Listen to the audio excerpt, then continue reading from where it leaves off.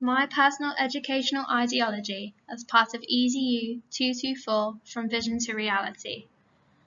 Prior to this module, how I perceived education was largely based on my own experiences and observations made whilst on placement. I believed that education should be conducted in a school-based environment, contain all aspects of the national curriculum, have a traditional approach to teaching whereby the teacher delivers the lesson and pupils internalise what is said, include testing at frequent intervals, be divided into ability groups of homogeneous ages, and meet the demands of the individual. An educational ideology is defined by Matheson as any package of educational ideas held by a group of people about formal arrangements for education. This module has changed my perception of education and opened my eyes to the many possibilities in which children have access to education. In order to explain the many aspects of my personal ideology, I've used the framework of Megan and Harbour. Megan and Harbour suggests that the following components are important to consider when constructing an ideology. To analyse my ideology in depth, I've selected to focus on where learning takes place, assessment, and the type and form of the resources used to support learning. My initial thoughts on where learning should take place were very narrow.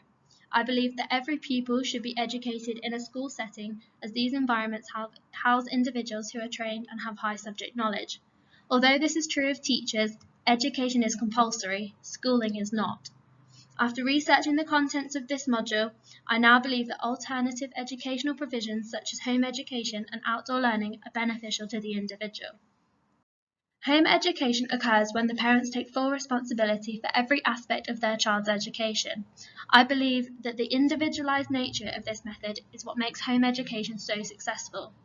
Methods of teaching, learning styles, content, and assessments are all areas that can be adjusted to the individual due to their adaptability. Children therefore receive an education that is tailored to their specific needs, highlighting the important factor that every child learns differently, and the learning environment must facilitate these needs in order for successful learning to occur.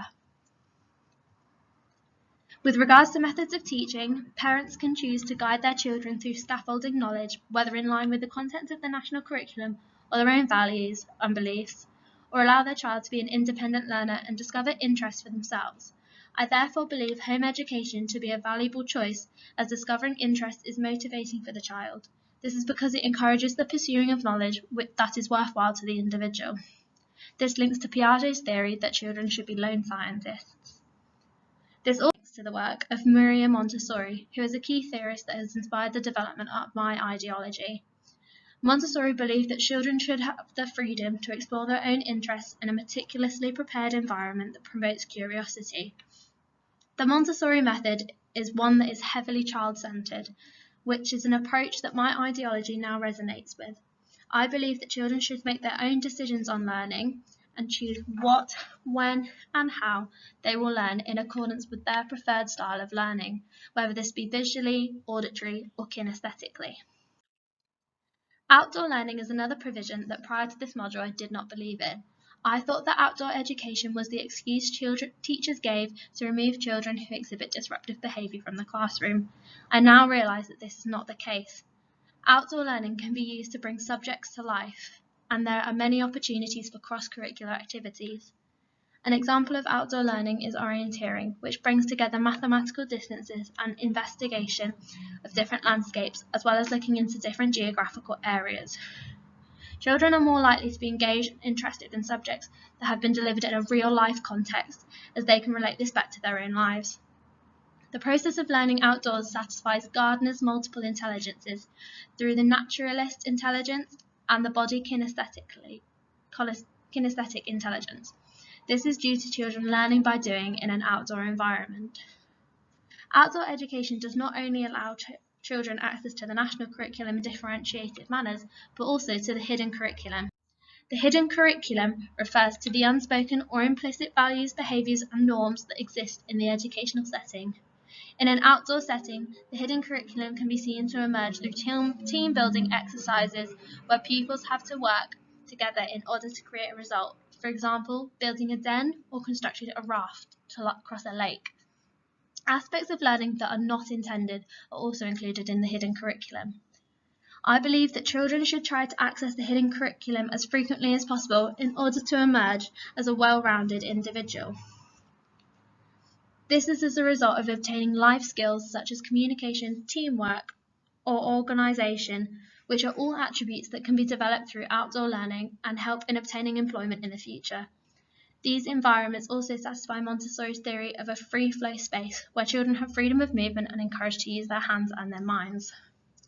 The second focus of my ideology is assessment. Based on my own experiences, I thought that testing was compulsory due to undergoing exams at the end of year 11 and year 13.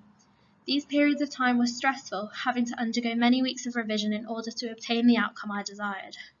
This module led me to examine Finland, a country who do not have standardized tests. I believe that by adopting an approach similar to that of Finland, children will exhibit lower stress levels, which may promote a higher level of learning. A prominent aspect of my ideology is that formative testing is not a true representation of a child's capabilities. Exams are essentially a memory test and do not cater for individuals who learn more practically. Therefore, by limiting formative assessment from education, more children will lead to success rather than being labelled as a failure as they do not perform highly academically. Another key theorist that aspects of my ideology resonates with is Rudolf Steiner. The Steiner-Waldorf approach consists of summative assessments via observations. I believe that this is a more accurate representation of a child than one assessment at the end of the year, as summative assessment shows what an individual knows in a stress-free environment. There is a tendency for teachers to teach to a test rather than deliver a well-balanced education. Therefore, by removing these tests, children may receive a better education than that they are more engaged with. I observed this approach whilst on placement in an EYFS setting. Each child was assessed against the EYFS profile from observations made in the classroom whilst they completed tasks. This also led to development of new creations and ideas that the teacher didn't anticipate the children would think of. The final focus of my ideology is the type and form of resources used to support learning. My original philosophy that education should meet the needs of the individual still stands. I believe that to the best of the educational setting's ability, resources should be on hand to aid the learning of pupils who have different learning needs. This includes individuals with special educational needs. Having access to these resources allows the environment to be more inclusive. Montessori created resources which were child-friendly and included materials that were multisensory. These multisensory materials aid sensory development and can be used by all pupils. As all pupils can use these materials, those with special educational needs will feel integrated into the classroom. This may promote them to attend schools more, as large proportions of SEND children are educated at home due to parents believing that schools do not provide the right provisions to aid their child's learning.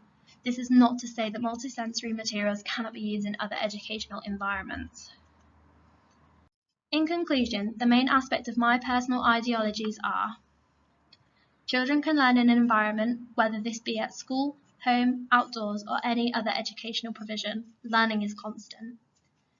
Children should have access to the hidden curriculum.